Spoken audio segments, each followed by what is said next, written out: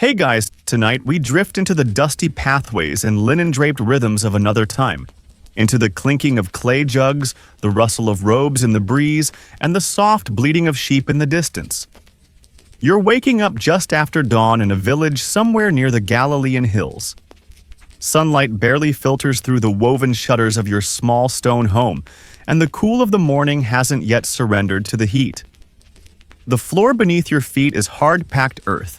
The air smells faintly of pressed olives and yesterday's lentils. You're a widow now. And yes, in this time and place that changes just about everything. You ease up from your sleeping mat bones, a little stiff breath catching slightly in your chest. Maybe it's grief, or maybe it's just the chill. Either way, your house is quieter than it used to be. No more gruff voice clearing his throat beside the door. No more second pair of hands. No more shared silence over figs. Being a widow in Bible times. Not exactly a retirement plan. Your neighbors might pity you, though that runs out fast. Some might praise your endurance, others wonder how long you'll keep managing alone. And a few, usually the nosiest, are already watching to see if you'll break the rules of mourning propriety or public grief. One misstep, and you're not just a sad woman, you're that woman. So before you get comfortable, take a moment to like the video and subscribe, but only if you genuinely enjoy what I do here. Feel free to post your location and what time it is, where you're listening from. I love seeing how far this little corner of storytelling reaches. Now dim the lights, maybe turn on a fan for that soft background hum, and let's ease into tonight's journey together. Your day begins not with ceremony, but with habit. You tie your head covering tuck in the fraying hem of your robe and splash a little water onto your face from the basin. It's not cold enough to jolt you, but it's enough to wake up the space behind your eyes. Outside, someone's already grinding grain. The rhythmic scrape of stone on stone becomes your heartbeat for the next few minutes. You sip from a chipped clay cup, the water a little warm from sitting overnight, and plan the morning. You'll need oil, some barley, and if the price hasn't risen again, maybe a bit of cheese. But mostly you need to show up. In this world, showing up is everything. See, widows don't get official hours or temple stipends. You don't have the protection of a father or the steady income of a husband. You're not a maiden, so you're no longer a curiosity. You're not elderly, so you don't get the rare reverence of age. You're in between, hovering on the edges of society's flow like a loose thread on someone else's tapestry. The best you can do is participate without drawing too much attention. You secure your woven basket, its rim patched with last month's twine. There's a small hole near the bottom that you keep forgetting to fix. That'll be fun if today's lentils are loose. Walking through the narrow alleyways, you pass the threshold stones of neighboring homes. A few children dash past you barefoot, already shouting something about pomegranates. Their mothers call after them, but with little real hope of control. You nod to a man who used to lend your husband tools. He nods back, but slower now, hesitant, measuring. That little delay in his greeting tells you everything you need to know. You're not his problem, but he's not sure if you're someone's yet. As you approach the market, it's already forming like mist stalls unfolding, like petals, cloth covers being tied back, vendors warming up their bartering voices with throat clearing. That sounds oddly like performance art. Chickens cluck indignantly in baskets they didn't volunteer to sit in. The fish seller's already slapping his catch onto wetboards, a smell sharp enough to convince you to skip that section altogether. You find your spot, not one assigned, mind you, because widows aren't granted prime positions. You just hover. Near the spice vendor, not too close to the meat seller, you'd smell like goat all day and definitely away from the loud cloth merchant who flirts with every girl under 30. It's not like you're selling anything elaborate, maybe a few homemade pins or pieces of woven cord. Once long ago, your husband made small wooden toys in the evenings. But now your hands are your tools, and whatever you can craft quietly at home becomes your currency. You spread your wares on a blanket with slow, practiced motions. You avoid kneeling. Getting back up isn't graceful anymore, and instead crouch with a kind of weary elegance. A younger woman nearby watches you, then shifts slightly. She doesn't know if she should offer help or just avoid eye contact. You pretend not to notice. Historians still argue whether widows were truly marginalized or simply lived in a different social tier. Some scrolls suggest a widow could remarry quickly, while others mention years of mourning and public restraint. Your reality. You just want to buy barley without being pitied, praised, or proposed to. A warm breeze blows through the square, stirring the scent of cumin and dried figs. Somewhere behind you, someone's playing a pipe, a simple three-note tune that always makes you think of dusty roads and grapevines. You smile despite yourself. You start to count your coins, carefully, slowly.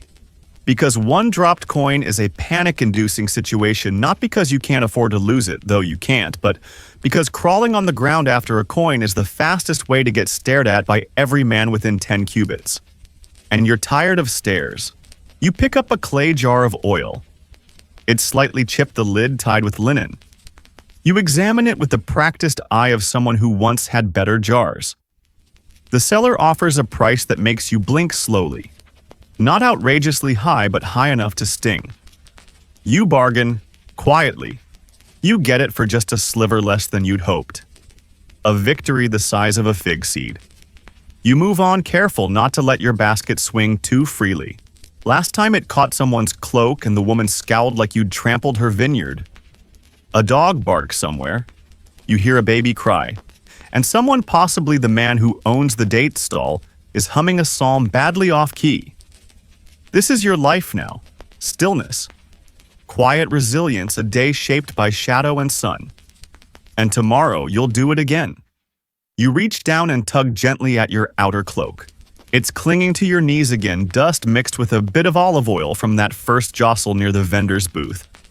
Not the most flattering look. But what's a widow to do? You know the unspoken rules of clothing here. It's not like you have a closet full of options, but even so, each thread you wear speaks volumes to those around you. Widowhood isn't just a state of heart, it's a uniform, and people expect you to wear it with silent dignity. Your outer garment is plain, the color somewhere between faded ash and yesterday's bread crust. It's thick enough to keep the wind from slicing through, thin enough not to look expensive. And it mustn't look expensive. Widows are supposed to be modest, visibly modest. No bright dyes, no flashy embroidery, no red sashes unless you're planning to spark gossip.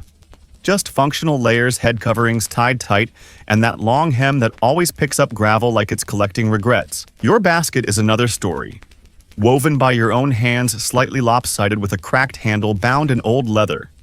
It looks humble, and that's the point. If it looked too nice, you'd get side eyes from both elders and younger women alike. Where'd she get that? Who's supporting her? Does she really still mourn clothing and objects? They're not just practical in this world. They're moral indicators, whispered reputations in fabric and fiber. You once watched a woman get turned away from a seller's stall because her veil was embroidered too finely. The merchant had muttered something about keeping things proper. It's a thin line between dignified widow and she probably already has a new suitor. You tighten the sash at your waist, which doesn't help the discomfort in your belly. It's not hunger, not quite. It's the awareness of being seen and measured. As you pass the cloth seller's table, you pause. Not because you're buying, but because there's a bolt of linen there that's nearly identical to the robe your husband used to wear. The color hits you like a gust of wind from the past. You remember how he'd always get it smudged with date syrup and pretend it wasn't his fault. It was the donkey, he used to say, grinning even when there was no donkey in sight. You breathe through it and keep walking. The sandals on your feet are worn smooth underneath. One of the straps broke last week and you had to fix it with a length of twine. It holds mostly, but now your gait has a little off-kilter rhythm. Not enough for the world to pity you, just enough for people to notice. Funny thing about sandals in this part of the world, they talk. Not in words, of course. But the sound of your steps too fast and you're anxious too slow and you're weak, just right, and maybe you're respectable enough to be left alone. Maybe. Historians still argue whether widows in your era had fixed codes of attire or whether social norms were more fluid across regions. Some suggest widows in wealthier cities were allowed jewelry if it was family heirloom. Others claim even a bracelet was cause for scandal. You're not going to test either theory with your one pair of bent bronze earrings which you left at home. Safer that way. You stop at a corner near the olive vendor. The sun is climbing fast now and your cloak feels heavy across your shoulders. You shift your basket from one hip to the other. The man running the stall nods toward you, but he doesn't speak. You're not sure if he recognizes you or simply recognizes your condition. A few stalls down, another widow stands behind a small table of clay buttons and dyed threads. She's older, her back bent into something close to a comma, and her hair is fully covered with a dark wrap. She doesn't call out. She doesn't smile. But when your eyes meet, there's a brief electric recognition. You're not alone here. Just separate. Your stomach growls and you feel vaguely betrayed by it. You have a fig in your pouch. Just one. Dried, not fresh. You chew it slowly, partly for the taste, partly to keep your mouth busy so no one expects you to talk. Then come the children. A cluster of them, 5, maybe 6, rush past you, knocking a basket out of someone's hand with that beautiful chaos only children can get away with. A fish flops indignantly onto the ground, rescued by its seller with a curse that's too creative to repeat. You clutch your own basket closer and let out a breath. One of the children glances at you, hesitates, then dashes off again. You wonder if he knows who you are, if he remembers your husband's face, or if you're already fading from the village's shared memory like an old dream. There's a woman haggling nearby. Her voice is clear and precise. Married. You can tell by her confidence. She points to a pot of honey and argues the price down by a full coin, then winks at the seller and gets away with it. You couldn't pull that off. If you winked at anyone, you'd get whispers by evening. That's the balance you live in now. Present but not too present. Neat but not ornate. Kind but not flirtatious. Every move you make must be measured lest someone mistake survival for seduction. You feel the heat rising now. Not just from the sun, but from your body trying to brace itself for another half day of this. Of existing just enough to keep going, but not enough to draw too much attention. Your hand touches the edge of your shawl, smoothing it down again. A child sneezes somewhere. A man yells about onions. And behind you, the sound of sandals scraping against stone reminds you you're not the only one watching her steps today. You're nearing the center of the market now, where things get both livelier and somehow more judgmental. This is where the best stalls line up: the olive wood carver, the spice dealer who always smells like cinnamon and sarcasm, and the infamous cloth merchant who claims he once sold linen to a Sadducee's cousin's friend. You don't believe him, but the cloth is nice. Here's where you need to mind the rules. Not written rules, of course. That would be too convenient. No, these are the invisible lines drawn by status, gender, tribe, and the sheer weight of local gossip. It starts with something as simple as what you're allowed to sell. You lay your modest goods on a cloth mat. Nothing fancy, just a few cords of hand-twisted wool, some dried herbs, and 1 or 2 clay trinkets your neighbor let you peddle for her. You're not technically supposed to sell on behalf of someone else, but it's not like you're operating a trading empire. You're just trying to stretch a little dignity across the gap left by your husband's absence. And then there's what you can't sell. You've learned that certain things are considered off-limits. Iron tools, too masculine. Jewelry, too suspicious. Perfume. Don't even think about it unless you want someone's cousin's wife to assume you're trolling for a second marriage. Historians still argue whether widows in smaller Judean villages had stricter restrictions than those in bustling cities like Jerusalem. Some texts hint that women in Sepphoris sold embroidered goods freely, while others suggest widows elsewhere were only allowed to exchange labor for food. You don't have scrolls to study, just years of watching who gets side-eyed and who doesn't. You tried to sell woven sandals once. They were good sandals. Strong leather, decent stitching, no frills. But someone told your cousin that someone else said it didn't feel appropriate. So now they sit in your house gathering dust and frustration. You glance over at the fishmonger who is arguing loudly with a man who brought back a scrawny tilapia, claiming it tasted like river rock. She's yelling with such authority no one would dare question her right to be here. She's not a widow, of course. She's married to that gruff man with the lazy eye and 3 fishing nets. Her right to yell is backed by someone else's presence. You, on the other hand, raise your voice too much and people assume you've become bitter. You laugh too loudly, and it's unseemly. You smile too long at someone's son, and it's definitely a conversation starter by sundown. So you sell what's safe, uncontroversial, almost invisible. Your neighbor Miriam, another widow, once tried to sell dyed wool. She had access to a cousin who worked near the indigo fields. The colors were rich and beautiful. But within a week, whispers began. How does a widow afford indigo? What man is giving her access to that dye? Is she a weaver? Or something else? Miriam stopped showing up after that. She moved to another village, or perhaps moved into a relative's house. You haven't seen her since. You're careful not to repeat her mistake. As you sit by your stall, a man passes by and glances at your mat of goods. His eyes pause for a second too long, maybe. You look away quickly. He doesn't stop, just walks on toward the grain cellar. But you're left with the knowledge that someone's taken note.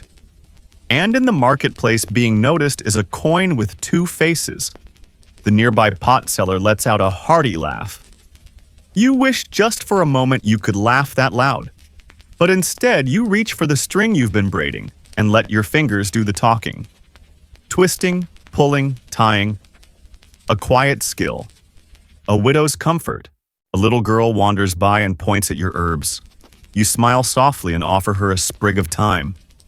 Her mother rushes up, scoops her away, and gives you a polite but wary nod. You're not dangerous, but you're not part of the inner circle either. You're tolerated, like rain during festival week. You remember the days when your husband used to come with you. His strong back, the way he would carry heavier items, the way people would greet you both. His presence made you legitimate, safe. Now your legitimacy is measured by silent stillness and not making too much of a ripple. You reach for a date from your pouch, your small lunch. You chew slowly, imagining the warm kitchens of married women around you, where they probably prepared lentil stew and flatbread. You don't envy them exactly, just the normalcy, the unremarkable rhythms you once took for granted. A seller across from you, an older man with far too much garlic and very few teeth, calls out prices like he's auditioning for the role of local volume. You're tempted to say something witty, but you don't. Not because you aren't clever, but because clever widows make people uncomfortable. Instead, you lower your eyes and adjust your mat again. There are men here who sell wool and no one questions them. There are women with husbands who sell oils and perfume and even trinkets carved from ivory. You stick to cords. Bundles of time and whatever else won't invite a lecture from someone quoting Deuteronomy at you sideways. You once asked a scribe if you could learn numbers better so you wouldn't get cheated when selling. He said, best leave that to the men. You nodded, then taught yourself by candlelight using broken shards of pottery and an old shopping list. Now you can tally 3 different coin systems in your head, but you never say so out loud. In this marketplace, your silence is your security, your patience, your permit. It's not fair, but it's survivable.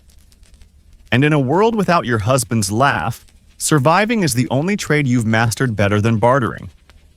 You finish braiding the cord and place it neatly beside the others. It's good work, quiet work. No one will notice it. And that's the point. You shift your weight again on the woven mat beneath you. The dust is beginning to coat the soles of your sandals, turning them the color of old wheat. It's late morning now, and the air hums with heat and noise, the kind of noise that doesn't sound loud until you notice how your jaw has started to tense from clenching. You rise slowly, careful with your knees. There's no graceful way for a middle-aged widow to stand up from the ground in public, but you do it with as much dignity as possible. A boy runs past you, slapping a reed against his leg. You don't flinch. You're used to being ignored by boys his age. Now comes the hardest part of the day, the walk. It's not about distance. You could walk from your house to the edge of the hills and back with little trouble. No, it's the performance of walking. The unscripted, unwritten ballet of moving through public space as a widow. You start with your hands, one firmly gripping the basket, the other slightly touching the edge of your shawl. Not fidgeting, that would signal nervousness, but resting there just enough to show you're composed.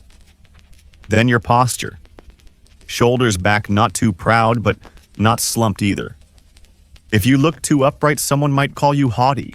Too bowed, and they might assume you're weak. And your pace. A minefield. Walk too fast, and it seems you're rushing off to meet someone. Suspicious. Walk too slowly, and it seems you want to be seen. Also suspicious. You must float, glide, like a solemn ghost who respects boundaries and minds her own business. And don't let your sandals squeak. Sandal squeaking is the downfall of many a well-meaning widow. The sound draws attention, and once eyes are on you, every movement feels like it's being written down by invisible scribes of judgment. Historians still argue whether this self-policing walk was born from Torah laws or village gossip masquerading as holiness. The texts speak often of widow protection, but rarely of widow freedom. Some say women in the South had more leeway to laugh and trade freely. Others believe Judea was stricter than Galilee. You wouldn't know you haven't left this village in a decade. As you walk through the path between stalls, you're aware of the angles: who's seated, who's standing, who's pretending not to see you while clearly watching. You nod gently at a woman whose brother once spoke kindly of your husband. She nods back. A mutual acknowledgement of absence. A man nearby adjusts his turban and eyes you for half a second too long. You lower your gaze, not in fear, but because returning that glance would open a door you are far too tired to walk through, and because his wife is probably behind that stall of lentils and you're not about to be the headline at her evening gossip session. You pause at a stall selling baskets. Not to buy, yours is still holding up, but to admire the craft. There's a small, delicate weave with dyed reeds, surely made by someone with less arthritis than you. You touch it lightly, then move on. As you round a corner, the crowd thickens. You adjust your steps to avoid bumping into a group of young men, arguing about a goat, probably the one tied up nearby, looking like it wants no part in any of it. You smile barely and step aside. You remember when you used to walk this market with your husband, shoulders brushing, his voice rising confidently as he greeted neighbors. You always walked just a half step behind, not because he demanded it, but because it was easier that way. People looked at him when you were together. Now they look at you, and not always kindly. You find a quieter row where the stalls are older, the goods simpler. This is where the widows linger when they need a break from the crowd. You spot a familiar face, Rebecca, old and bird-boned, sitting beside a stack of cracked pottery that no one has bought in weeks. She gestures for you to sit. You do. No words are exchanged at first. Just a mutual sigh, the sound of two women who know what it's like to be simultaneously invisible and hypervisible. You fan yourself lightly with a folded piece of palm, and Rebecca does the same with her sleeve. A donkey nearby lets out a groan that sounds too human to ignore. You both stifle a laugh. Rebecca leans in and whispers, "He's louder than my late husband and twice as useful." You stifle another laugh even though you're not sure it's true. This moment, this quiet, shady pause, is the closest thing to safety you'll feel all day. The older woman tells you about a boy who tried to shortchange her on figs that morning. She shows you a bruised one like it's a crime scene exhibit. "I let him keep it," she says, and told him his mother would smell the lye on his breath before dinner. She chuckles, a dry, satisfied sound. You nod, impressed. It's the kind of petty victory you live for now. You take another sip of water from the flask at your side. It tastes warm, but not unpleasant. The breeze shifts slightly, carrying the scent of roasted grains. Someone's baking flatbread nearby, and your stomach twists in betrayal again. You glance back toward the busier lanes. You know you'll have to go back soon, buy the last items on your list, make sure your small stall hasn't been disturbed. But for now, you sit a moment longer. Let the pressure lift from your feet, your back, your name. Because in this world, names carry weight. Your name used to be spoken with a smile, a wave of hand on the shoulder. Now it's spoken in whispers, in raised eyebrows, and quick glances. That's what being a widow has done. Rebecca touches your hand gently, then releases it without ceremony. The gesture is simple, human, holy in its ordinariness. You rise again, careful this time not to wobble. The ground feels warmer underfoot now, the heat seeping into your bones. But you walk on the pace, steady, measured. The marketplace watches, but you don't give it a show. You walk like someone who belongs here, because for better or worse, you do. You're back at your mat now, knees creaking softly as you lower yourself into place again. The stall next to yours, just 3 feet of old cloth on dusty stone, has changed hands. A new face sits behind a modest arrangement of dried figs and salted nuts. A younger widow by the look of her, maybe late 20s, maybe earlier. Her shawl is clean, her hands nervous. You offer her a smile. Not too warm, just enough to say, "You'll get the rhythm soon." She smiles back with that stiff-lipped uncertainty, the look you wore on your own first day alone in the market. You remember your own first sale, 5 bundles of mint priced too low, bought too fast. The man who bought them had winked. You had pretended not to notice. You went home with sore knees and half your pride intact. Today you plan to buy oil barley, and if the prices behave, a small wedge of cheese. Not the expensive goat kind from the hill people, but the humble, soft white kind that crumbles just enough to feel indulgent. But first, there's lentils, and that means haggling. You rise again, your knees deserve a better union, and approach the stall with the best lentils. The seller is a lean man with a sun-darkened face and the permanent scowl of someone who suspects you're trying to cheat him, even when you're not. He sees you and narrows his eyes. "How much for a full scoop?" you ask, voice steady. 3 coins, he replies, and it's a joke. A bad one. You let the silence stretch just enough to make it awkward. Then, 2. He sighs like you've just insulted his ancestors and begins his usual performance complaints about poor harvests, rising costs, dishonest suppliers. All the usual lines. You let him talk. You don't flinch, don't interrupt. You just nod slowly, then gently lift a coin from your pouch and place it on his table. Then another. Then a half coin. 2.5, you say. He grunts, scoops the lentils into your jar, and mutters something about soft-heartedness being bad for business. But the sale is made.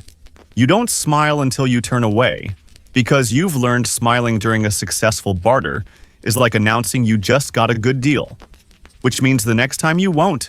So you keep your pleasure hidden like good cheese saved for later. Historians still argue about how much autonomy widows truly had in these transactions.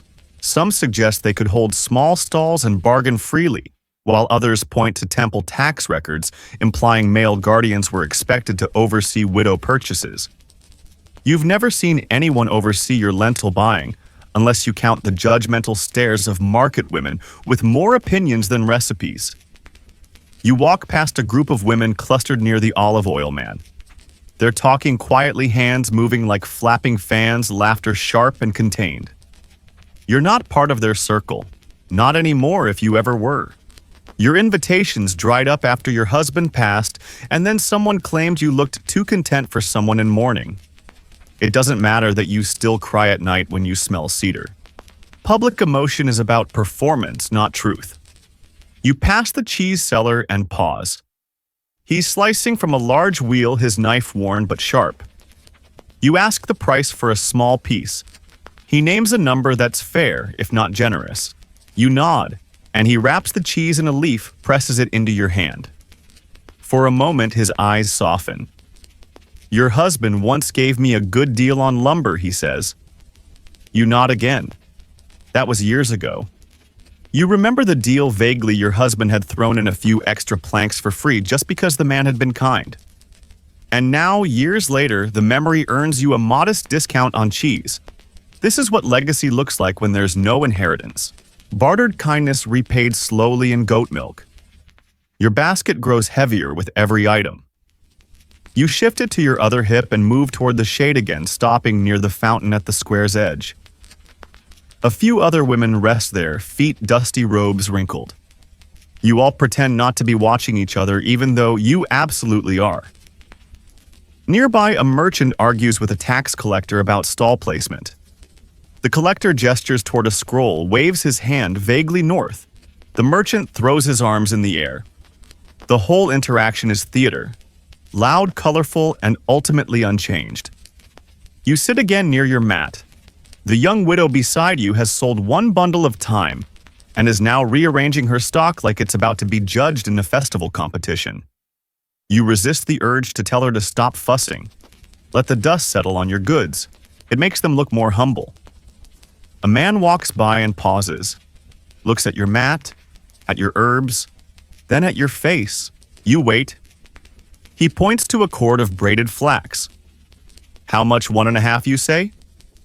He grunts, drops 2 coins, doesn't wait for change. You blink, then you wait a full minute before pocketing the extra. Not because you're dishonest, but because chasing after him to return it would raise more questions than it's worth. There are days the market feels like a performance you didn't audition for. You wear the right costume. You speak your lines. You exit with your dignity in pieces and your basket half full. But on some rare days like today, things go slightly in your favor. You bought lentils for half a coin less. You received cheese with a side of remembered kindness. And you just made a sale without bartering. That's not nothing. The young widow beside you glances over. You smile again a little more honestly now. Keep your prices firm, you murmur, but not too firm. She nods. Not understanding yet, but she will. You sit back, adjust your shawl, and let the market move around you. Noise, haggling, rumors, footsteps. You're still here. Still upright. Still negotiating not just for food, but for space, for respect, for peace. And sometimes you even get a little cheese. You lean back on your palms, letting the heat of the stone soak into your skin. The market is a living thing now, louder, faster, sharper. This is peak hour when elbows bump and tempers flare and every merchant believes their olives are worth a miracle. You don't expect to sell much more today. Most of your wares are humble, practical, unspectacular, and frankly ignorable unless someone is short on flax.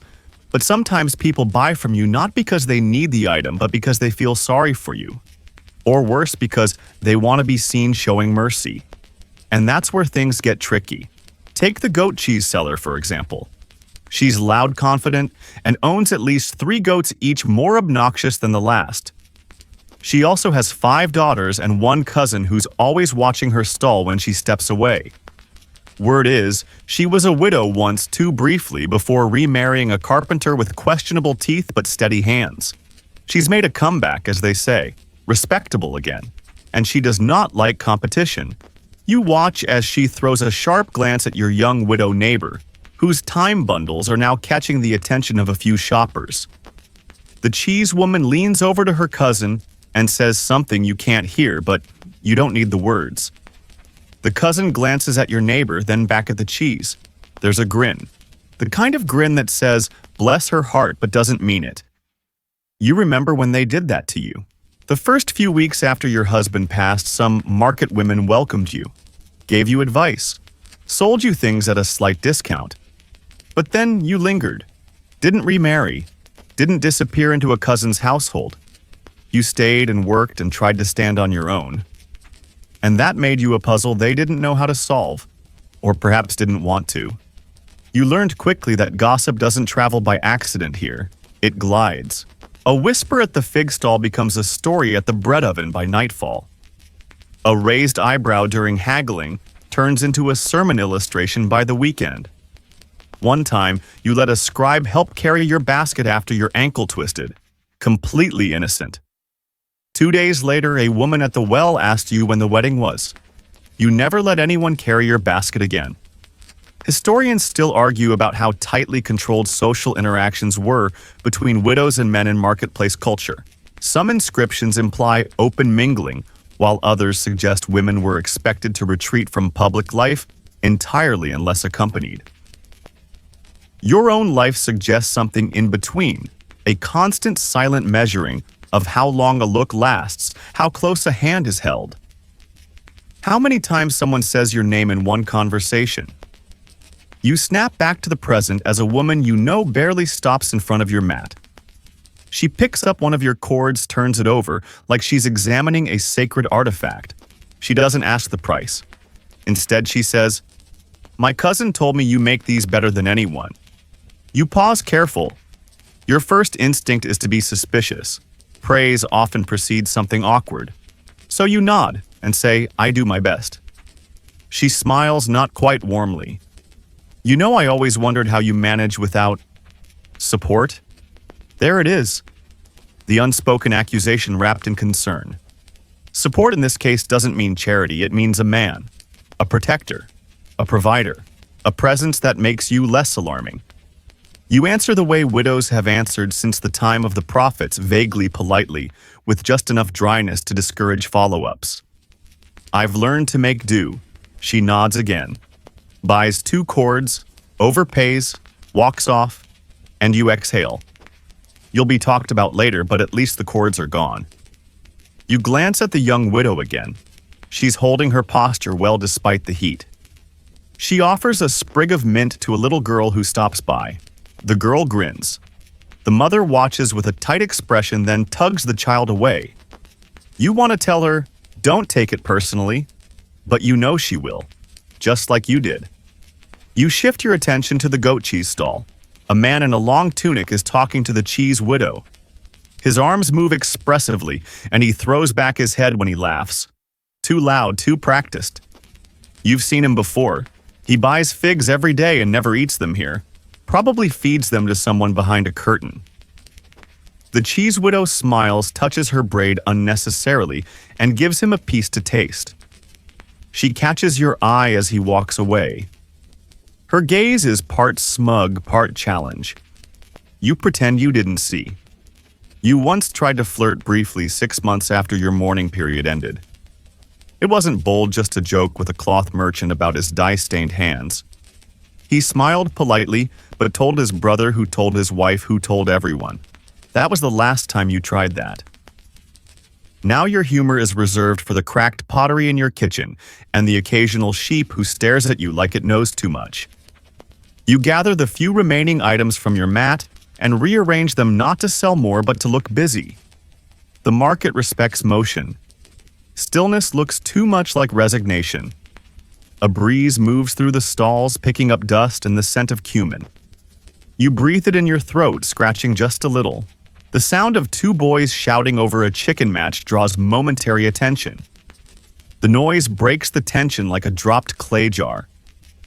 You look at your hands, dusty, strong, calloused from braiding and lifting. These hands used to hold a man's face. They used to carry babies. They used to stir stew for 2. Now they tie knots and count coins and measure your dignity thread by thread. You're not sad in this moment, just here. A woman walks by with a woven basket full of figs. She doesn't look at you, but the little girl trailing behind her does. The child waves. You wave back. And for just a flicker, the weight of glances whispers and goat cheese politics lifts. The market is still watching, but it's no longer closing in. The sun has climbed higher now, crawling into your bones. It's that hour when shade vanishes, shadows shrink, and everyone either gets quiet or cranky. You try to scoot your mat back toward the edge of a canopy, but it's already crowded. A young man selling jars has taken most of the space with his display of dubious claywork. You know better than to ask him to move. He's the son of someone vaguely important, and you're you. So you sit in the full blaze skirt tucked under your legs, cloth mat slightly curling at the corners from the heat. Your skin prickles under the layers. The back of your neck stings where your scarf slipped. But you stay still, because asking for shade is asking for attention. And attention is a resource you can't afford to spend right now. You glance toward the palm leaf awning where the married women sit with their loaves of bread and stacks of dyed thread. They're chatting softly, faces, shaded feet, bare laughing like the air isn't smothering them. One of them, the tall one with the blue sash, glances your way. You don't look back. She knows you want to sit there, but she also knows the rules. That patch of shade, it's not yours. Not because of money or manners or even merchant hierarchy. It's because you're a widow.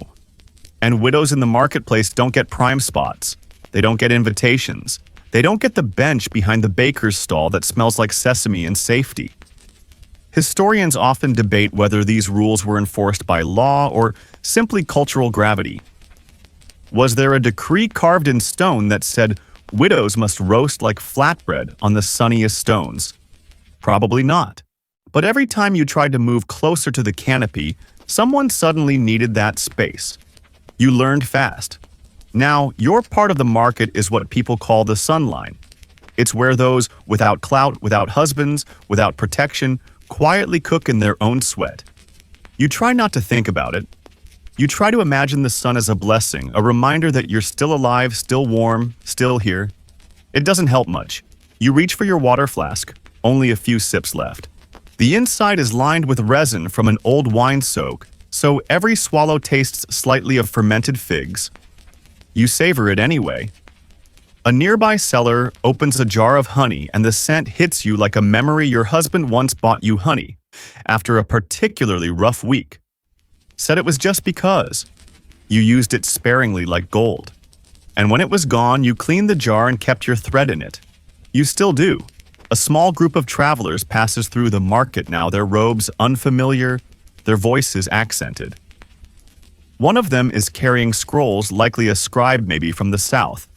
He eyes your mat but doesn't stop, just walks by his sandals, barely scuffing the ground like he's too elevated for contact. You're not offended.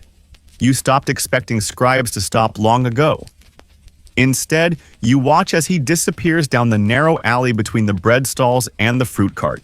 Someone offers him a date. He declines. Maybe he's fasting. Maybe he's just difficult. A dog slinks by your mat tongue lolling. You toss it a crumb from your pouch. It devours it without thanks and keeps moving. A fitting metaphor for half the people you know. You begin tying another braid of flax cord. Your hands move automatically, now fingers looping and pulling with quiet rhythm. The motion steadies your breath, anchors you in the haze of the noon sun. It's not just cord. It's a boundary, a task, a reason not to fidget. A familiar voice startles you, old Eli, the date merchant calling out deals he never honors. Sweetest dates in the district, he shouts as if yelling makes them taste better. You glance over and see him swatting flies with the confidence of a man who knows his spot is secured by both marriage and sons. You don't hate him. He once gave you free dates during your first week as a widow, but only the ones with pits, and he told you it was in memory of your husband, as if your grief was a buy one get one. A child passes by barefoot carrying a tiny jug of water. His face is serious on a mission, probably delivering it to someone who gets shade. You adjust your scarf, tugging it over your neck again. The back of your hand is pink now. You know the sun will leave a mark, but you also know how long sleeves in this heat would invite pity and worse intervention. Widows don't get to faint. You remember when a friend of yours collapsed 2 summers ago right in front of the olive vendor. Everyone rushed to her, fussed over her offered food and water. By evening, they were whispering that she was faking it for attention. 2 weeks later, she married a cousin. Some said it was for security. Others said it was because the whispers wouldn't stop. You haven't fainted since you were a girl, and you plan to keep that record. A soft noise breaks your focus, the young widow next to you, letting out a quiet sigh. She's been shifting awkwardly, trying to shade her goods with the hem of her own robe. You remember that struggle too. The feeling of wanting to protect what little you're offering even as the sun threatens to bake it into irrelevance. You reach over, pick up one of your cords and hand it to her. She looks confused. For tying the leaf overhead, you say gently. She hesitates, then nods. Thank you. It's the first thing she's said all day.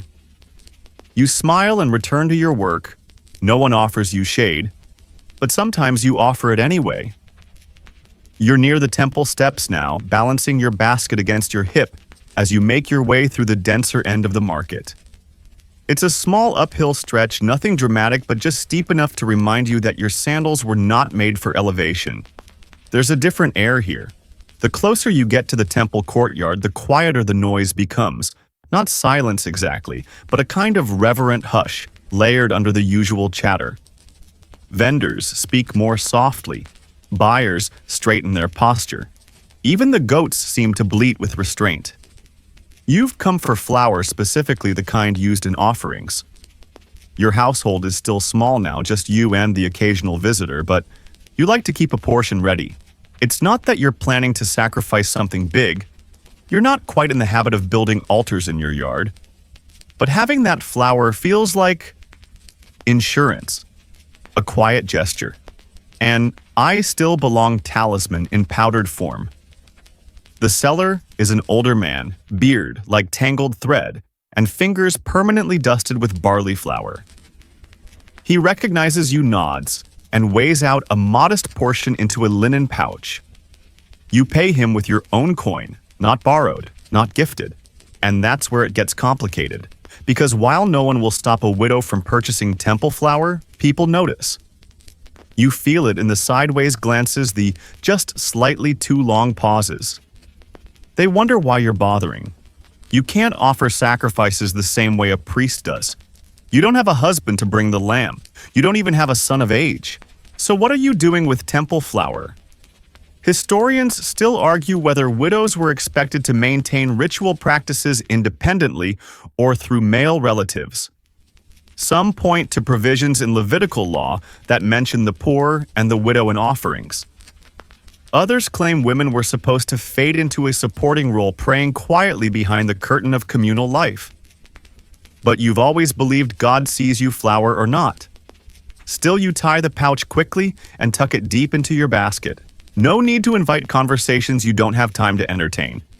Just as you're about to step away from the stall, someone calls your name.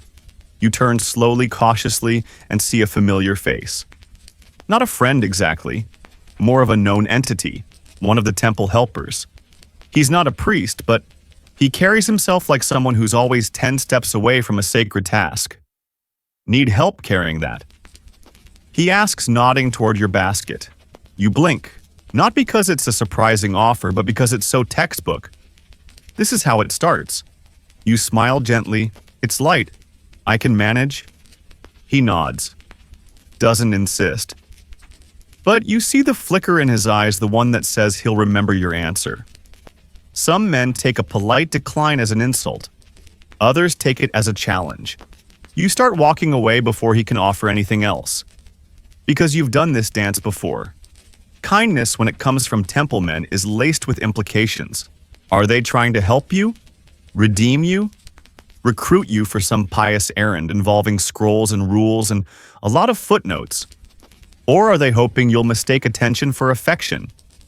You pass the row of booths closest to the temple gate, mostly filled with offerings, oil flower doves, small livestock. Each item is tagged with subtle clues. This goat is for guilt, this dove for cleansing, this flower for thanksgiving. You wonder if there's a stall where someone sells offerings for exhaustion. You'd buy two.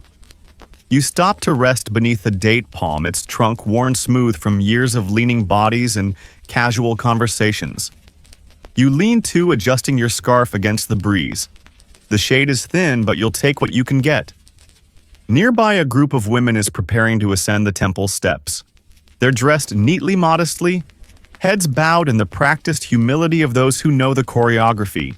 One of them has a boy with her, maybe 6 years old, holding a pair of doves in a basket. The boy is fidgeting. The woman pinches his arm lightly and he stills. You watch them go. You remember what it felt like to be part of that. To be one of the women walking upward, knowing that someone waited for you when you came back down. Now when you approach the temple, no one waits. But still you go? There's no law requiring it. No daily obligation. But the temple is part of your rhythm. You don't approach the altar. You don't draw attention. But you sit sometimes in the shade of the outer courtyard, basket on your lap, and just breathe. You once overheard a scholar say that widows in the temple courts were symbols of mercy. You didn't like that. You're not a symbol. You're a person. You don't need to be painted into a parable. You just want to be remembered as someone who still showed up. As you begin the slow return to your stall, your fingers brush against the pouch of flour. It's warm from the sun, soft like memory. You don't know when you'll use it. You don't know if you'll use it. But you're glad you bought it. You pass the temple helper again. He doesn't speak this time, but he nods a little more formally. You return the gesture equally vague. The market noise returns as you descend from the temple courtyard. The chaos, the bartering, the chickens, the boys shouting about figs that are definitely overripe. You step back into it like slipping into water. Unseen but present. And as you pass the olive seller again, he holds out a small branch with 3 green olives still attached. Dropped this, he says, even though you didn't. You take it. Not because you need olives, but because sometimes the simplest kindness is worth accepting, even if you're not sure what it means. You've circled back to the quieter end of the market now, the place where the noise fades into a low murmur, and even the chickens seem more reserved.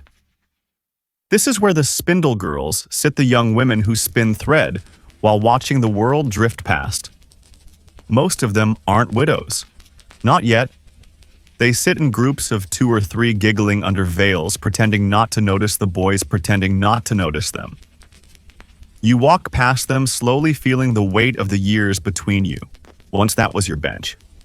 Once you spun flax with your best friend under the mulberry tree and dared each other to look at the carpenter's son. Now your threads are for trade, not flirting, and your friends are scattered. Some married, some buried, some just too busy.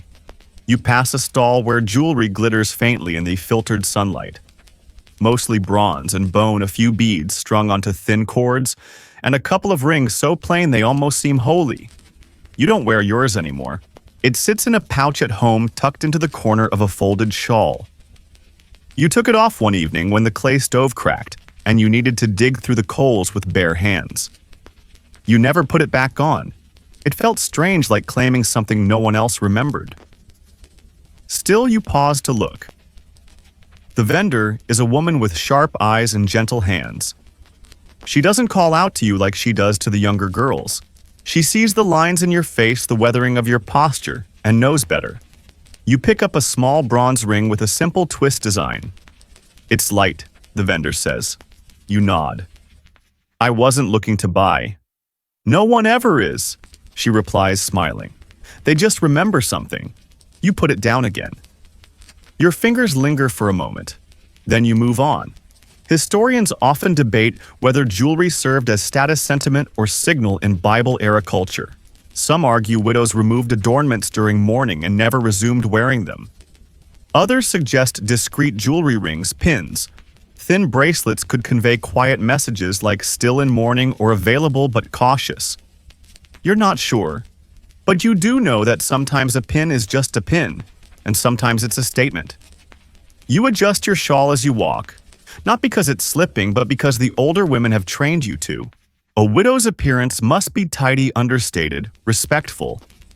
No loose ends, no bright colors. And certainly no kohl around the eyes unless you want the baker's wife muttering prayers for your wayward soul. You once wore a yellow sash on a festival day, just a pale one, almost beige. You didn't think much of it. By sundown, 3 people had gently suggested it wasn't the time for celebration. As if grief has a uniform and yours was a little too cheerful. The truth is, you miss color. You miss the indulgence of owning something pretty just for the sake of beauty. These days, even your sandals are modest, stitched from scraps, dyed a dull brown that matches half the market dust. You pause at a fabric stall. The owner is distracted, arguing with someone about weights and measures, so you run your fingers lightly along a bolt of soft linen. It's dyed with pomegranate rind, an old trick that leaves a warm, faded red. It reminds you of a scarf your mother wore once. You sigh.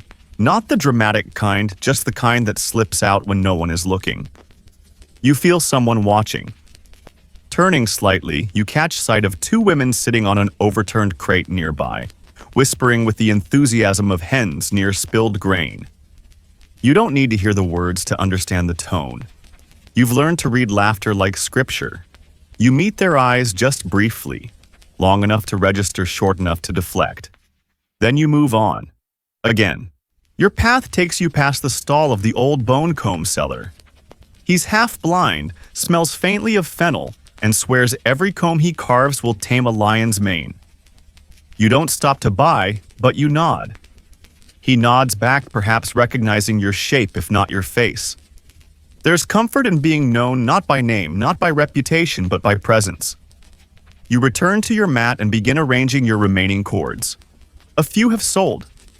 Not enough to feel triumphant, but enough to say you were here. You worked. You weren't idle. A teenage boy stops in front of you. He points to one of the bundles and asks the price. You tell him. He winces, points to another. You repeat. He shrugs, then says, "My mother says yours last longer." You pause. "Tell your mother she's kind." He nods, gives you the coins and walks away, kicking dust like he's training to be an adult. You smile as you wrap the bundle. Your eyes drift again toward the jewelry stand. You don't want a ring. Not really.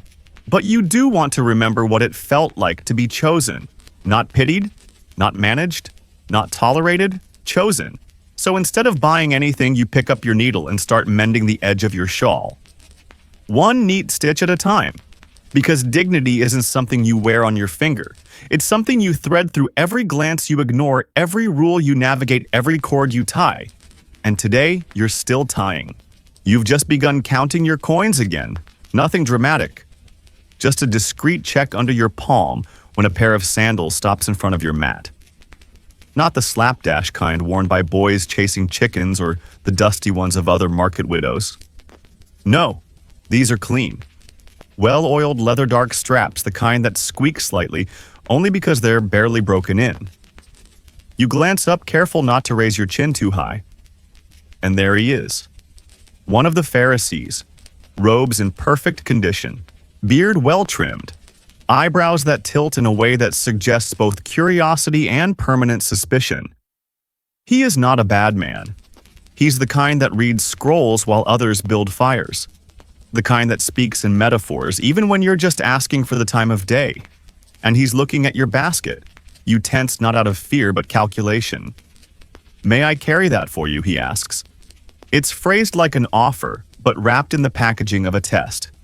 He's not carrying flour or fruit today, just observations and opinions. You say, "It's light enough for now, thank you." He hums. Not a real answer, more like a scholarly footnote turned into a sound. "I've seen you here many weeks," he says. "You're consistent." You smile politely. So is the sun. He chuckles, which surprises you both. Pharisees aren't known for their humor. Most think a well-placed parable is the peak of comedy. But this one apparently enjoys a bit of dry edge. You shift your basket to your other hip, the way women do when they want to end a conversation without being rude. But he lingers. You know he begins, "Our teachers speak well of widows who remain in quiet devotion." Ah, there it is. You nod. "I try to remain quiet. Devotion I work on." He doesn't quite smile, but he doesn't frown either. Some say the quiet ones hold the weight of the law better than any scroll. You wonder if that's praise or pressure. Historians still argue about how Pharisees interacted with the lower tiers of society. Were they compassionate, performative, secretly judgmental behind a veil of theology? You'd argue it depends on the Pharisee and the hour. This one is still standing here, watching your face like he's reading your soul in Aramaic. "I appreciate the sentiment," you say. He inclines his head and finally walks away. You don't exhale until he's 5 steps gone. Because Pharisees, while often kind in theory, are experts at turning a small conversation into a lifetime of gossip fodder. It's not that you fear scandal. You fear the exhausting spiral of whispers that would follow. "Did you hear she spoke to him? For how long? Did he quote scripture, did she?" "No thanks." A woman nearby meets your gaze and arches one eyebrow slightly. You shrug, tiny and slow. She grins. Just a crack of understanding between two people who've both been there. You once knew a widow who accepted help from a Pharisee. Nothing inappropriate, he carried her basket one day after a minor fall. But within a week, she was being called pious in that sharp, sugar-coated way that means don't trust her around your brother. The worst part, she didn't even like the Pharisee. She liked the silence that came with walking alone. You rearrange your chords again. You're doing that a lot today. Hands must stay busy or people think your mind is wandering. And a wandering mind is dangerous or at the very least gossipy. Another man passes by, older, quieter, not in religious robes. He doesn't speak, just nods. You return it. This is how most men deal with widows' respectful distance, like approaching a brazier that may or may not still be hot. And then there's the not-so-respectful ones. You remember a trader from 2 seasons ago, bold as a ram, who offered to lighten your burdens while openly staring at your hands. You declined gently but firmly. He scoffed. Later, someone told you he said you were a bit proud for someone with no dowry left. The insult made its rounds. But so did the story of your calm reply. Some burdens are mine to keep. That line earned you a week of relative peace. Now here in the midday lull, you reflect on how many small performances like that shape your life. Not grand gestures. Just the dance of looks and silences and carefully chosen words. You should be paid for it honestly. You're more diplomatic than half the village elders. You rise to adjust your basket again and a boy comes up barefoot. Scrawny, maybe 8 years old. My aunt says you make the best thread ties. He says, blurting it out like it's a secret. You blink. Your aunt. He shrugs. She says your knots don't come loose even in rain. You smile, suddenly warm. That's a good thing for thread to do. He nods. Produces 2 coins and selects a cord with all the confidence of a boy who just solved a riddle. You take the coins, wrap the cord, and hand it over like it's a royal scepter. Tell your aunt I'm grateful. She says you don't smile enough, he adds, and runs off before you can decide whether to laugh or sigh. You chuckle anyway, because if there's a rule book for widows in the marketplace, it never quite knows what to do with small boys and their blunt truths. The shade has crept a little closer now, inching like a gift. You pull your mat just barely into it, daring the market to scold you. And for the first time today, you sit without rearranging anything, just breathing. Let them talk. Let them wonder what the Pharisee wanted. Let them guess what the boy said. Because today, your basket is full. Your coins clink softly, and your cords, knotted with care, are out in the world holding things together. You'll call that a success. You're rolling a small fig between your fingers now, not eating it yet, just pressing into its skin, feeling the stickiness that tells you it's ripe enough to enjoy, but not so ripe that it's gotten desperate. You saved it from this morning's pouch of provisions.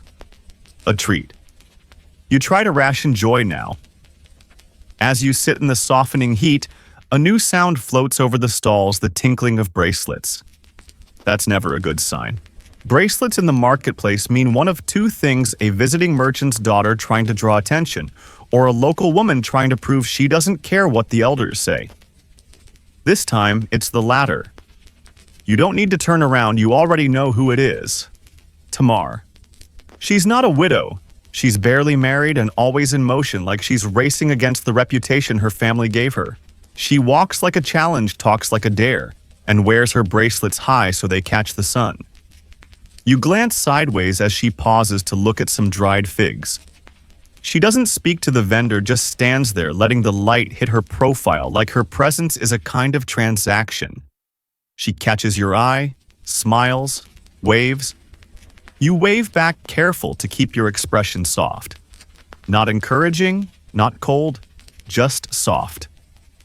Because a widow waving too eagerly at someone like Tamar invites assumptions, and you've had enough of those to last 3 lifetimes.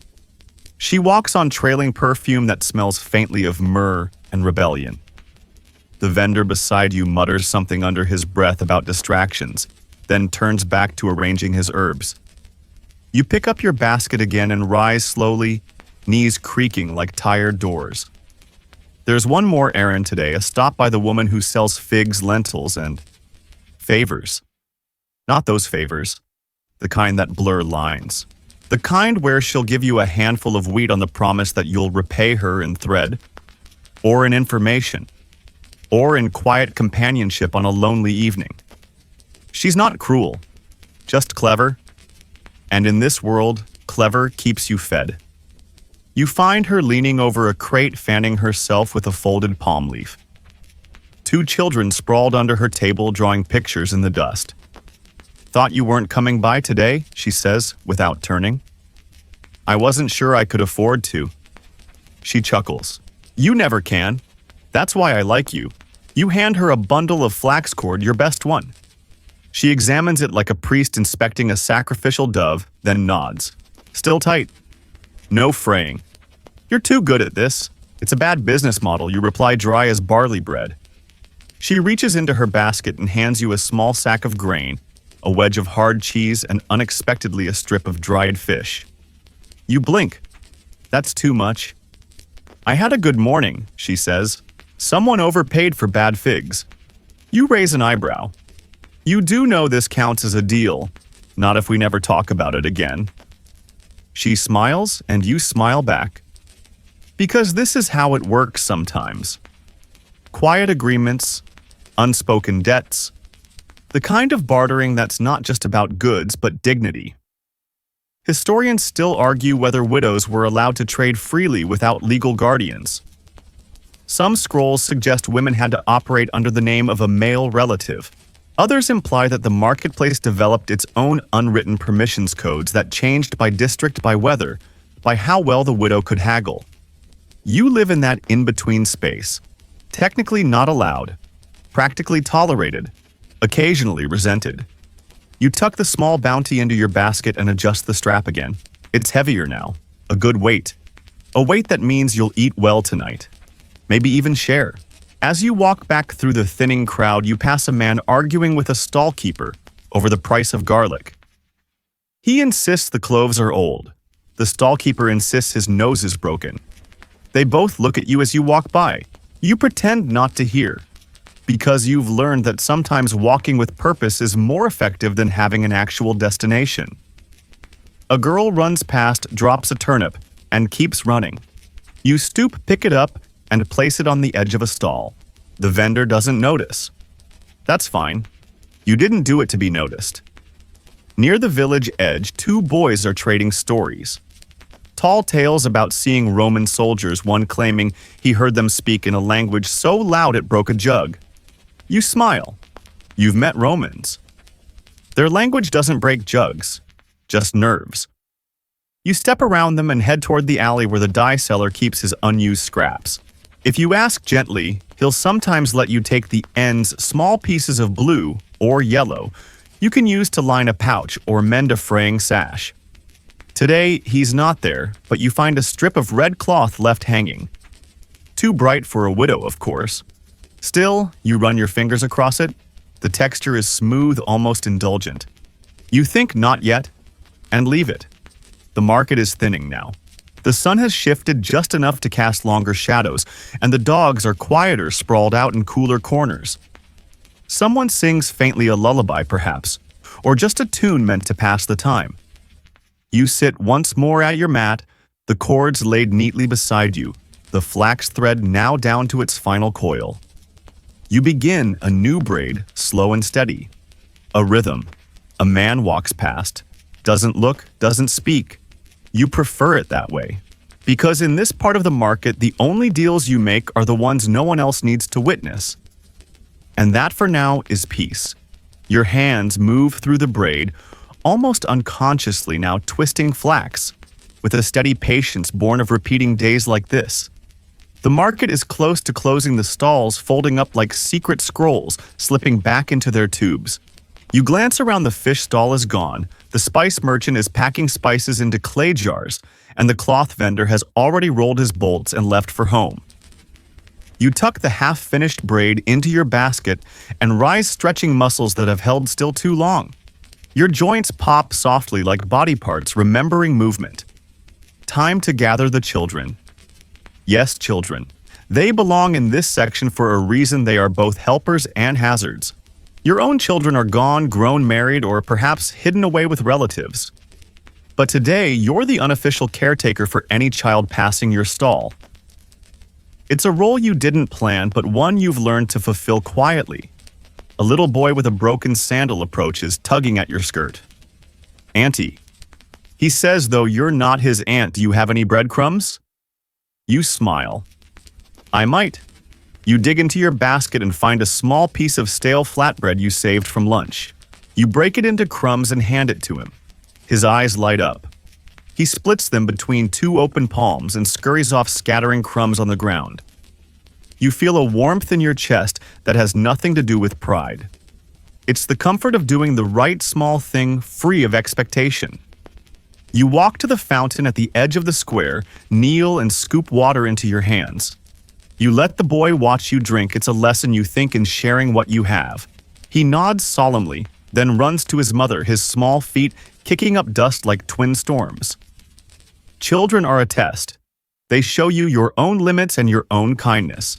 They see what no scholar or scribe notices: your heart. Historians still argue whether widows were permitted to foster or care for children in markets. Some decrees imply only male guardians could represent minors. Others mention communal support structures where widows took in assorted children in exchange for small services.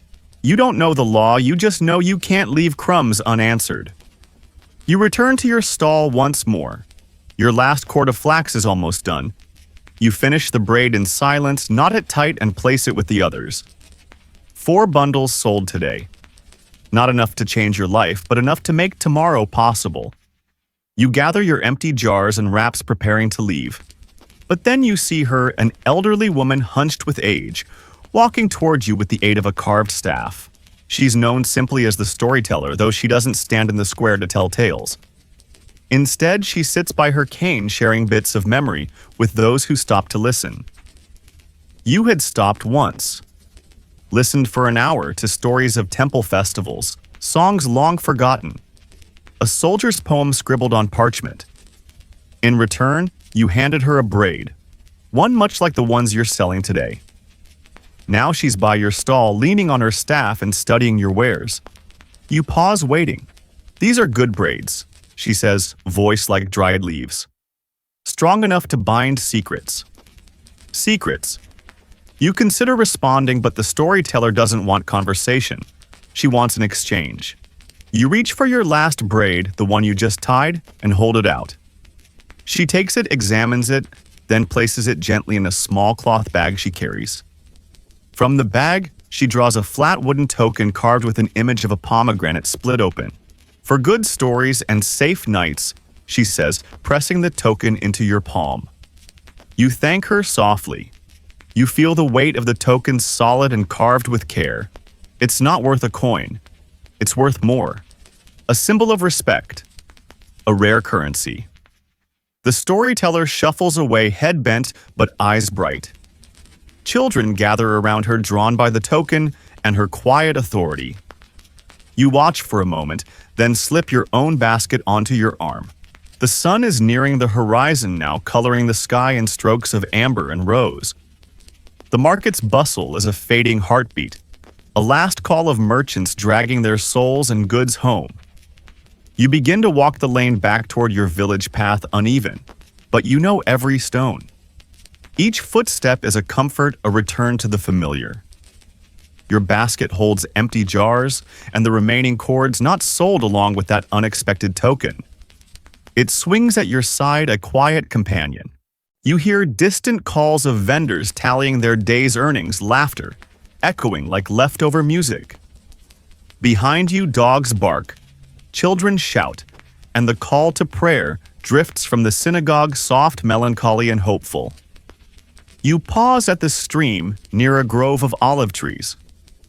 You kneel, place your basket on a flat stone, and wash your feet. The cool water slips between your toes, carrying away dust, sweat, and the weight of judgments you gathered today. You let your sandals soak for a moment, then slide them back on. You pick up your basket and continue, each step lighter than before. The future is uncertain, haggled prices, scattered whispers, fragile reputations, all part of the road ahead. But you have breadcrumbs to give, threads to braid, tokens of respected treasure, and another sunrise waiting. As you near the first stone cottage, you spot a pair of lanterns lit outside, welcoming you home. It's a small thing, a flicker of light, but enough to remind you that belonging isn't just about having company. It's about a place that holds you. You step inside, closing the door softly behind you, and set your basket down. You unpack your coins, your jars, and that pomegranate token. You lay out what you'll need for tomorrow: flax to braid, spices to mix, and maybe a new piece of cloth to patch your shawl. Your day in the market is over. You've bartered and navigated and offered kindness and received it in return. You've upheld the quiet dignity expected of a widow and carved out your own small space of respect. And now, as the lanterns glow and the night settles around your home, you prepare to rest. Because tomorrow, the market will open again. And you will be there. The sky outside your window shifts from amber to indigo as the evening deepens. The smells of the marketplace have faded from your shawl mostly. There's still a trace of cumin, the faintest echo of fish, and a hint of the dried fig you slipped into your pocket as a quiet reward for enduring.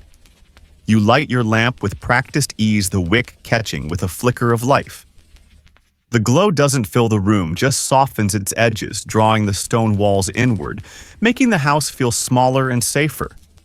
You place the pomegranate token on the corner shelf next to a smooth stone, and a folded bit of thread, your little altar of survival. You sit on your cushion and breathe. Your knees ache, your shoulders twinge, but your fingers, they're still steady. You pick up your mending and start to patch the hem of your outer cloak. Not because you'll wear it tomorrow, but because stitching is like prayer. Wordless, repetitive, a kind of gentle remembering. From outside comes the sound of a distant lullaby. Someone is rocking a baby to sleep. You don't know whose baby, it doesn't matter. The sound is a gift. You glance over to the shelf where your scroll scrap rests, just a piece, really probably from some cast-off training copy a scribe discarded. It doesn't say much, just a line about justice, kindness, and walking humbly. You look at it each night as if it's addressed to you personally. You wonder sometimes if walking humbly was always meant to be this literal. Because your whole life now is a walk to the market, to the fountain, to the temple courtyard, back home. Always with your basket. Always with your eyes lowered just enough to be respectful, but not so low that you miss the path ahead. You remember when you could walk beside someone, when your pace was matched by another's, when you could lean a little, laugh a little louder, stop under an olive tree just because the breeze felt holy that day. Now your walks are solo, measured, and often misread. Someone asked you once if you ever get lonely. You answered truthfully, yes, but not always in the ways people expect. Because it's not the silence at home that aches. It's the silence when you offer a kindness and no one meets your eyes. The silence when a child smiles at you and the mother pulls him away. The silence of watching people laugh together and wondering what joke you've been excluded from. You poke your needle through the cloth again. The mending is slow going tonight.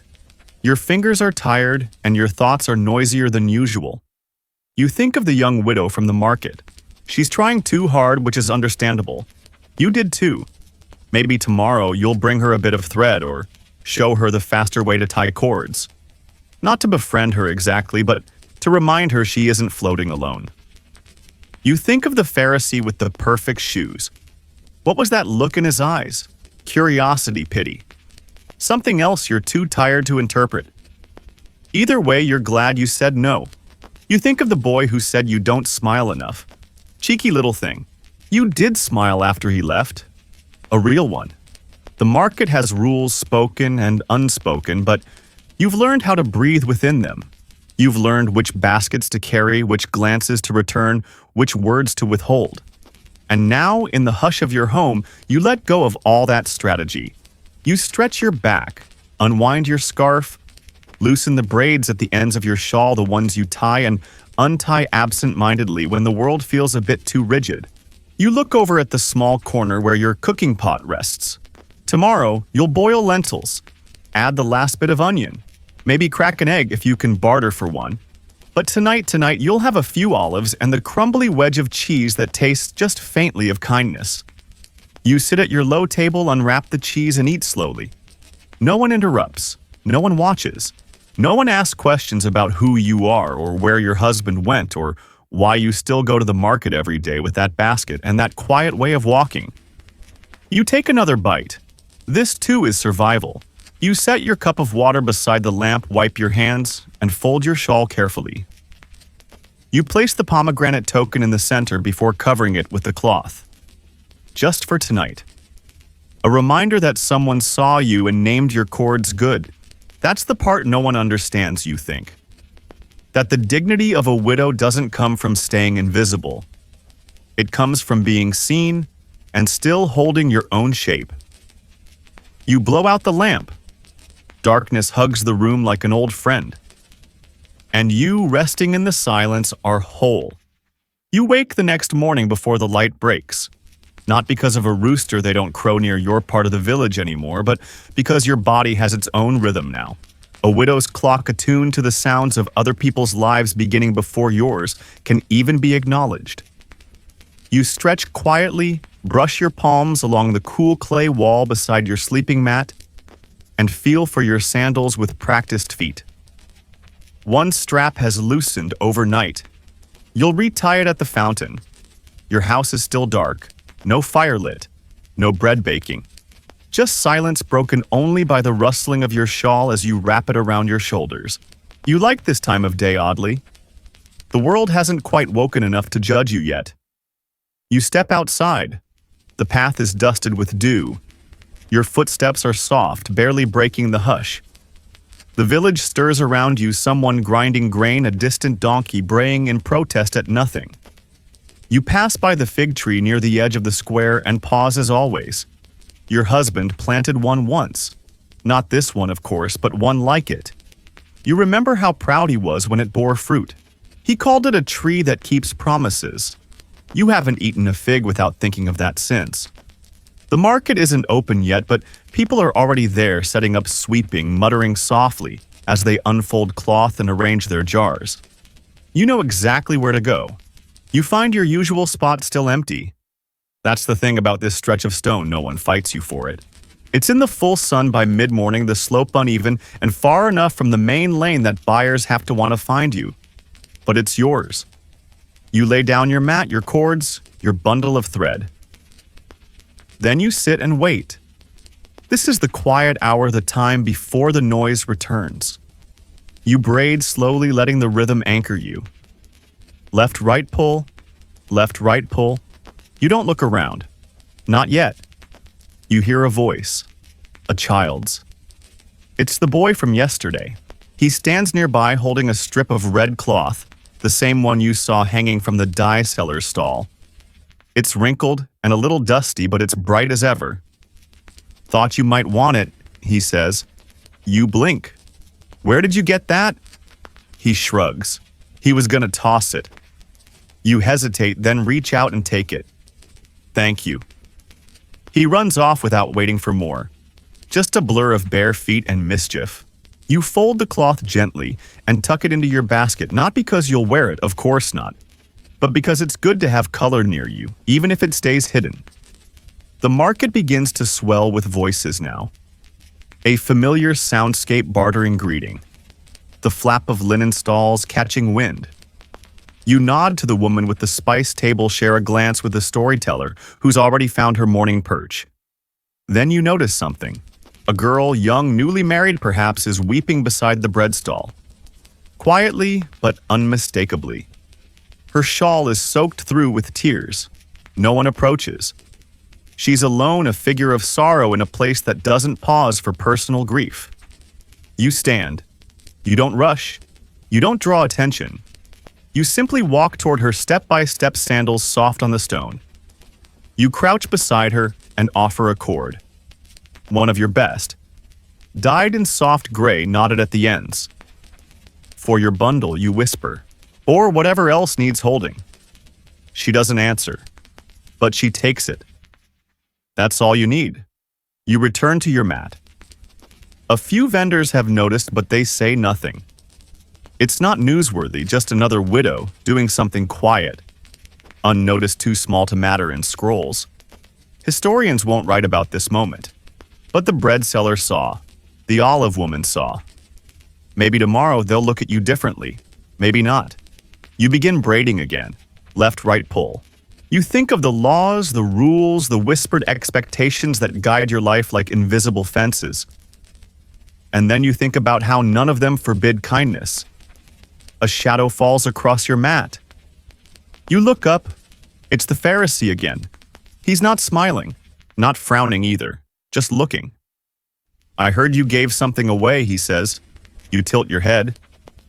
"I do that sometimes." He nods, pauses, then says, "May your cords hold." You want to laugh. It's such a Pharisee thing to say.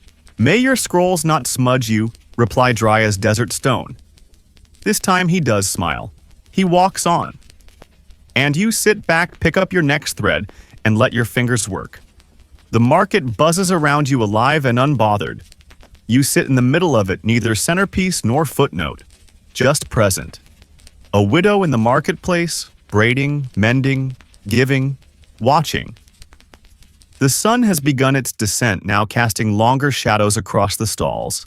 You can feel it in the way people move slower, heavier, less about commerce, and more about packing up what didn't sell and mentally preparing to do it again tomorrow.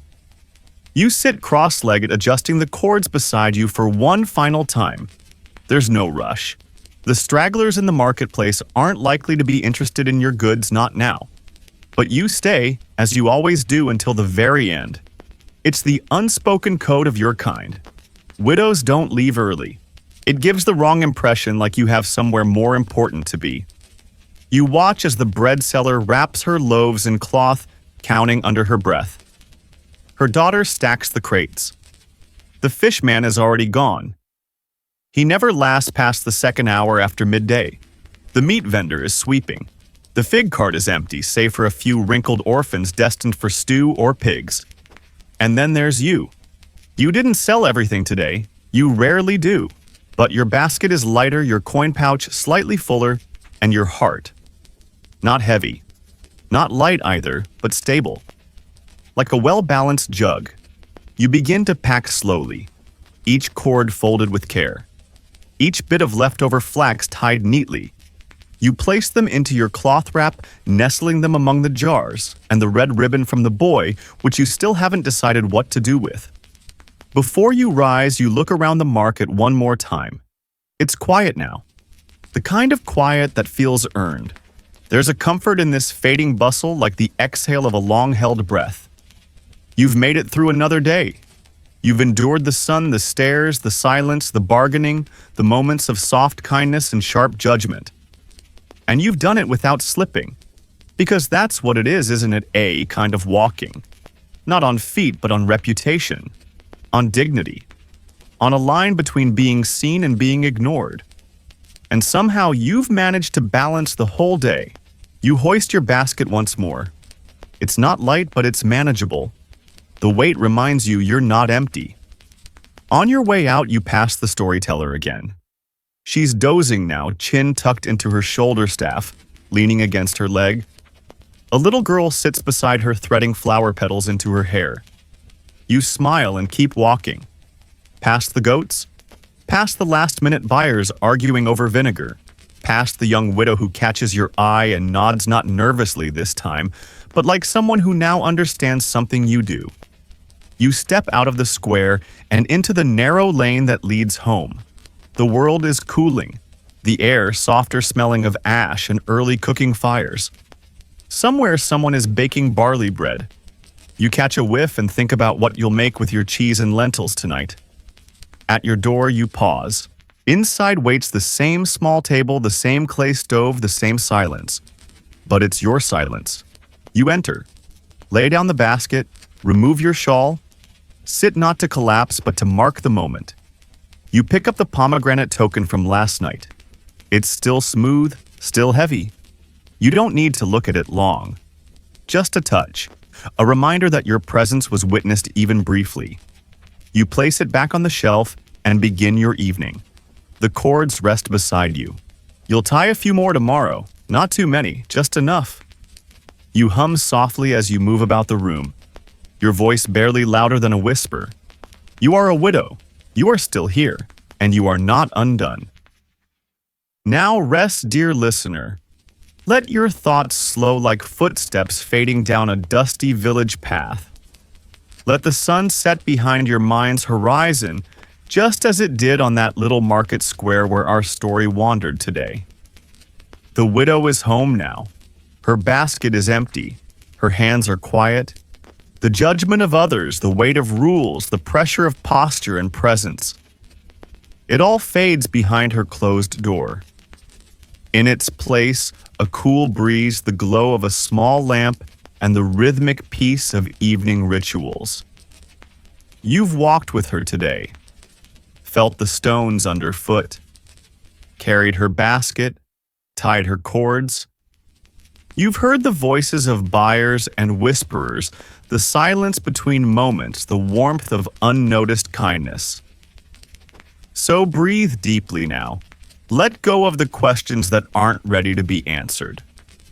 Let go of the need to bargain. Explain or prepare. You don't have to prove anything. Not now. Not tonight.